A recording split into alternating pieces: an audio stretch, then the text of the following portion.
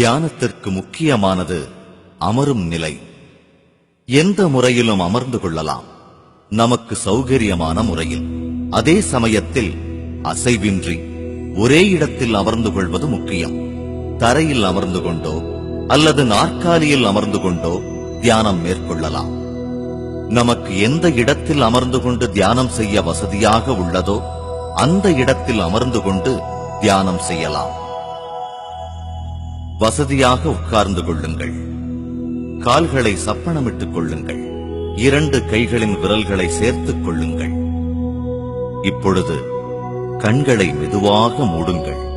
அமைதியாக சகஜமாக உட்காருங்கள். உங்கள் முழு உடலையும் லேசாக்கிக் கொள்ளுங்கள். மனதையும் லேசாக்கிக் கொள்ளுங்கள்.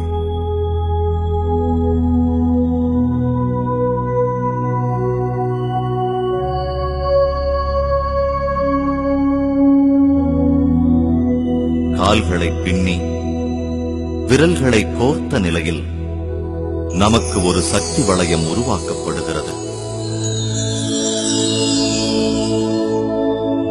கண்கள்தான் நம் மனதின் கதவுகள். அதனால் கண்களை மூடிய நிலையில் இருத்தல் அவசியம்.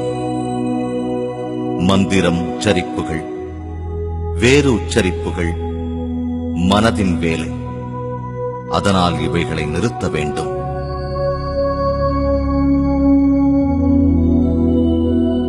நம்முடைய உடல் முற்றிலும் சகஜ நிலையில் இருக்கும் பொழுது நமது உள்ளுணர்வு அடுத்த நிலைக்கு பயணம் செய்யும். மனம், அறிவாற்றல். மனம் என்பது வேறு ஒன்றுமில்லை, அது எண்ணங்களின் புதையல். நமது எண்ண ஓட்டங்களுக்கு ஏற்றவாறு எண்ணற்ற கேள்விகள் தெரிந்தோ தெரியாமலோ நமது மனதிற்குள் எழுந்தபடியே இருக்கும்.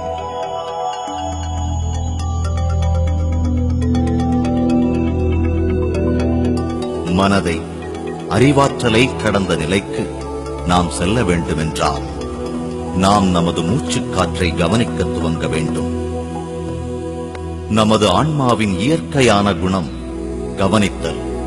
இதனால் நாம் நமது மூச்சுக்காற்றை கவனிக்க துவங்க வேண்டும். மூச்சு விடுவதை ஒரு செயலாக எண்ணி செய்யக்கூடாது. காற்றை உள்ளே இழுப்பதும் வெளியே விடுவதும் நமக்கு தெரிந்து நடக்கக்கூடாது. மூச்சுக்காற்றை சுவாசிப்பதும் வெளியேற்றுவதும் தன்னிச்சையாக நடைபெற வேண்டும்.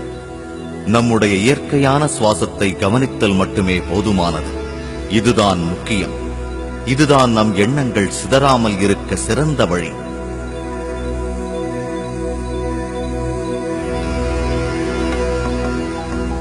எண்ணங்களுக்கு பின் ஓடாதீர்கள்.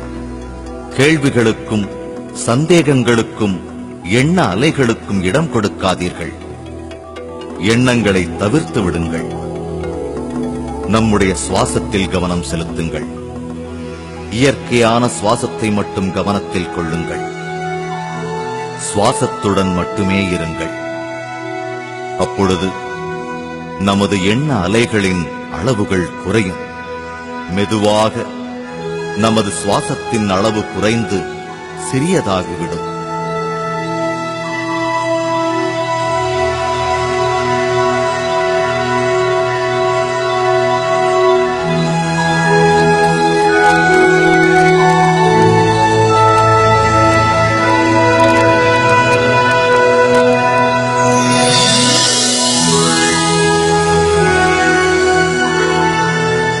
இறுதியில் சுவாசத்தின் அளவு மிகவும் குறைந்து நம் புருவங்களுக்கு இடையே ஒரு ஒளிக்கீற்றைப் போல திடப்படுத்திக் கொள்ளும். இந்நிலையில் ஒருவருக்கு சுவாசமும் இருக்காது, எண்ணங்களும் இருக்காது.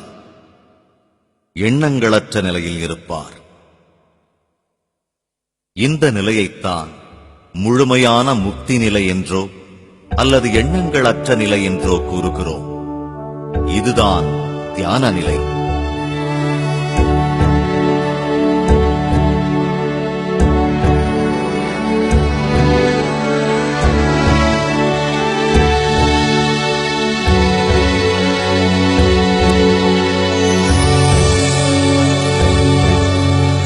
இந்த நிலையில்தான் பிரபஞ்ச சக்தி அருவி போல் நமக்குள் பாயும். தியானம் அதிகமாக செய்வதன் மூலம் நமக்கு பிரபஞ்ச சக்தி அபரிவிதமாக கிடைக்கப் பெறும்.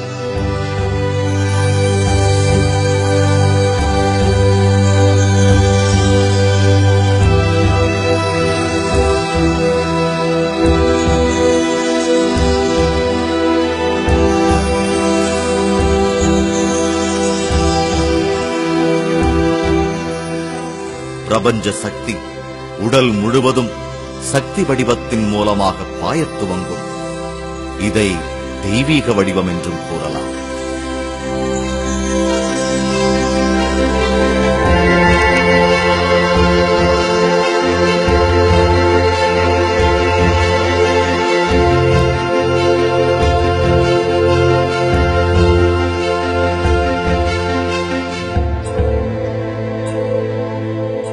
$72,000 நாடிகள் அல்லது சக்தி குழாய்கள் கொண்டு உடல் முழுவதும் இந்த சக்தி வடிவம் வடிவமைக்கப்படுகிறது.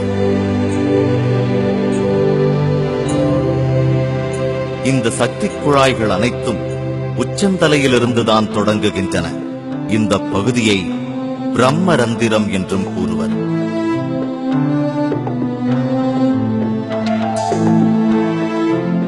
இந்த சக்தி குழாய்கள் நம்முடைய உடல் முழுவதும் செடிகள், வேர்கள் மற்றும் இளம் கிளைகள் போல பரவி கிடக்கும்.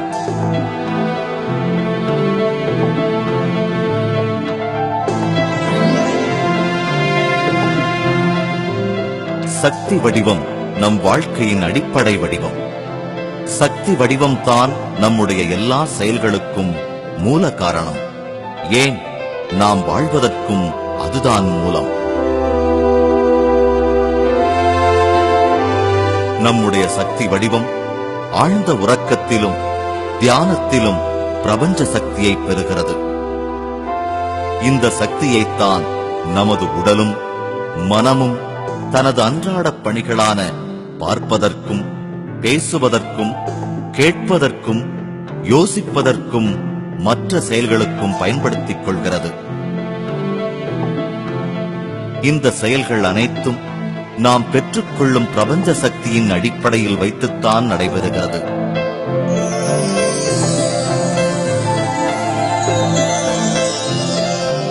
நமக்குள் நாம் பெற்றுக்கொள்ளும் பிரபஞ்ச சக்தியின் அளவு நமது எண்ணங்களை பொறுத்ததுதான். எண்ணங்கள் அதிகமாக இருந்தால் பிரபஞ்ச சக்தி பாயும் அளவு குறைக்கப்படுகிறது. நமது எண்ணங்கள் தான் பிரபஞ்ச சக்தியின் பாய்ச்சலுக்கு தடுப்புச் சுவர் போடுகிறது. பிரபஞ்ச சக்தியின் வருகை குறைய குறைய நமது நாடிகள் அல்லது சக்தி குழாய்கள் பழுதடைகிறது. இதன் காரணமாக புலப்படாத வெற்றிடம் நம் சக்தி வடிவத்தில் தோன்றுகிறது. இது நாளடைவில் நம்முடைய உடலில் நோயாக மாறும். மொத்தத்தில் நம்முடைய உடலில் தோன்றும் அனைத்து நோய்களுக்கும் மூல காரணம் நம் உடலில் போதிய அளவு பிரபஞ்ச சக்தி இல்லாததுதான்.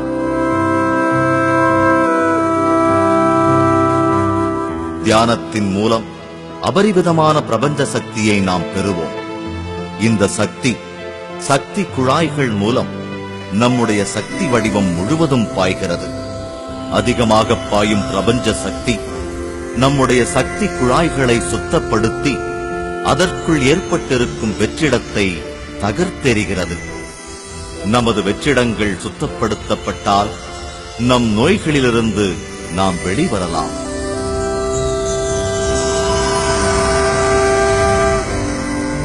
அபரிவிதமான பிரபஞ்ச சக்தி நம் பிரம்மரந்திரத்தில் பாயும் பொழுது நம் தலைப்பகுதியில் ஒரு அழுத்தத்தை உணரலாம். அல்லது நம் உடல் முழுவதும் பாரமாகி விடுகிறது. ஒரு குறிப்பிட்ட பகுதியில் உள்ள சக்தி குழாய்கள் சுத்தப்படுத்தப்படும் பொழுது அந்த குறிப்பிட்ட பகுதியில் ஒருவித அரிப்புத்தன்மையோ வலியோ ஏற்படக்கூடும். சில சமயங்களில் உடலின் பல்வேறு பகுதிகளில் நமக்கு வலி ஏற்படும். இந்த வலிகளுக்கு எந்தவித மருந்தும் எடுத்துக்கொள்ள வேண்டாம். மேலும் அதிகமான தியானம் மேற்கொள்வதன் மூலம் இந்த வலிகள் காணாமல் போகும்.